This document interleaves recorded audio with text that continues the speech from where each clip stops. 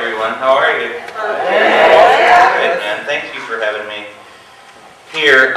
February 14th is always a bit of a strange day for me. That was right around this time 3 years ago when my wife kicked me out. So it's fine. She said the marriage had become hard work. It became like a job. So that's how bad the economy got. Apparently I got laid off by my wife. This is totally true, by the way. This is what she said. I had lunch with her recently, and this is literally what she said. She said, the man you were going to become and the woman I was going to become were not going to be compatible. So apparently I got divorced in the future 2 years ago. Somehow. She was cheating on me with a time machine or something. I don't know exactly how it worked. So I went through, the phase of trying to learn how to date, which I think I should have talked to our dating specialist or whatever, because here's my theory on it. I don't think you can have a relationship that isn't built on a lie. I'm serious. I don't think it's possible. I think it always finds its way to truth if it's a good relationship. But it's always built on a lie. Here's how I know. You can't walk up to a group of ladies when you're 32 years old and be like, hey, you're pretty. Sometimes I pick my belly button and stink a little bit. Can I buy you dinner? You can't do that. Right? You gotta have game. You gotta be able to walk up to a girl and be like, hey girl, or whatever game sounds like. And I don't know how to do that. But if I did have game, this is how I know I'm right about this. If I did have game, if I could talk a woman into thinking I'm half as terrible as I actually am, which is what game is, then a year into the relationship, she'd be like, well, you kind of smell funny and you pick your belly button. I'd be like, well, I would have told you that a year ago, but you wouldn't let me buy you dinner. And so that's, I think love always finds its way to some sort of truth. I think that's an inevitability. And so that's why I wanted to tell you this story, because I think this story really sums up in a way that I can't explain it about myself, how I really feel about the relationship that I'm in now. I'm 32 years old and I'm dating a 50-year-old woman, so don't ever tell me that I'm not an optimist. And I really feel like the best way for me to explain this is to tell you this story that's going to say a lot about all of us, because it's not about any of us. So, this story is called Ghost Slice. There's this place, it's like a meadow, and there are two types of trees in it. Now look, I don't know if one type of tree is good and the other type is evil or whatever, because I'm not a horticulturalist. I don't know anything about their leaves or what type of fruit these things hang. The only thing I know about these two types of trees, how to tell them apart, is sap. In the early fall, one of those types of trees, it starts seeping a sap load. I mean, it just starts fluiding itself, this clammy jacket of juices the moment it lets loose of its leaves. It's like it's trying to compensate somehow for what it's lost. And it succeeds, because there's this type of early bird that flies south for the fall.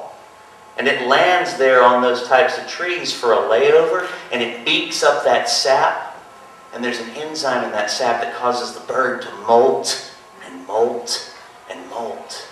And so when that bird flies away, that sticky tree is left there feathered all over.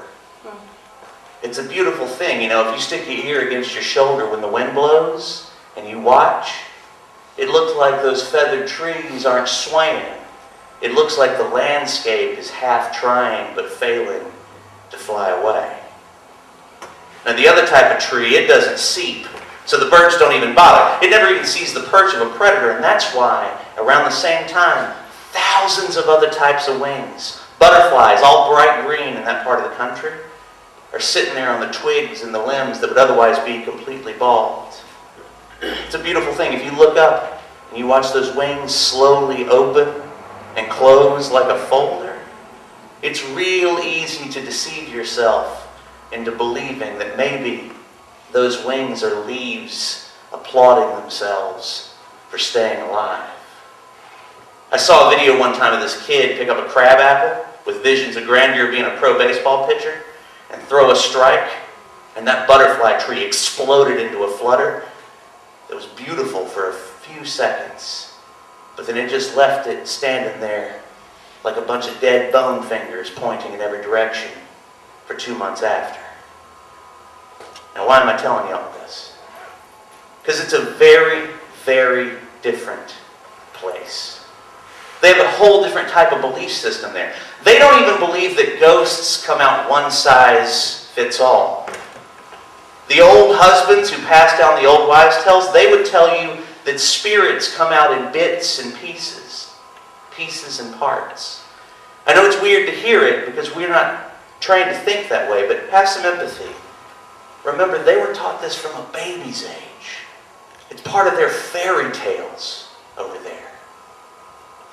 And so, just imagine, this is the best way I can explain it. Just imagine a husband and wife. And it's winter outside. There's no grass on the ground, no leaves on the trees. Everything is trying to stay warm by being covered in a thick coat of snow. And there's a fire on in its place. And the couple's standing just in front of the doorway. And the woman says to the man that she's been experimenting with loving someone else. That she's been seeing that person clandestinely for months. But she wants to make the marriage work. She wants to stop seeing the other person. She wants.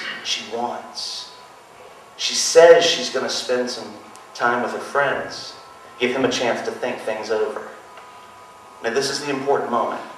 This is when we can all understand that other place.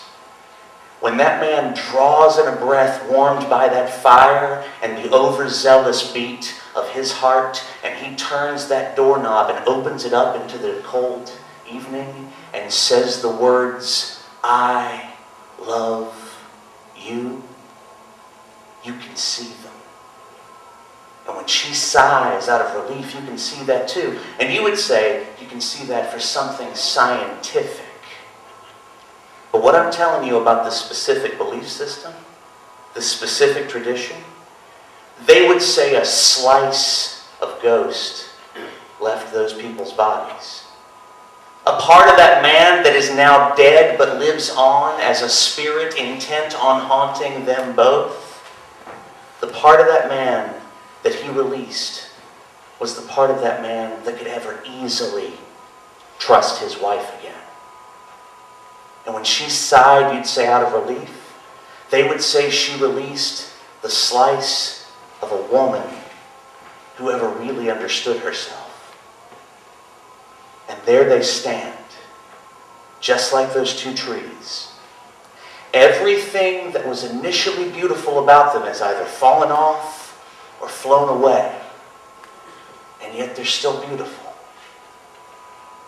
That's what love is.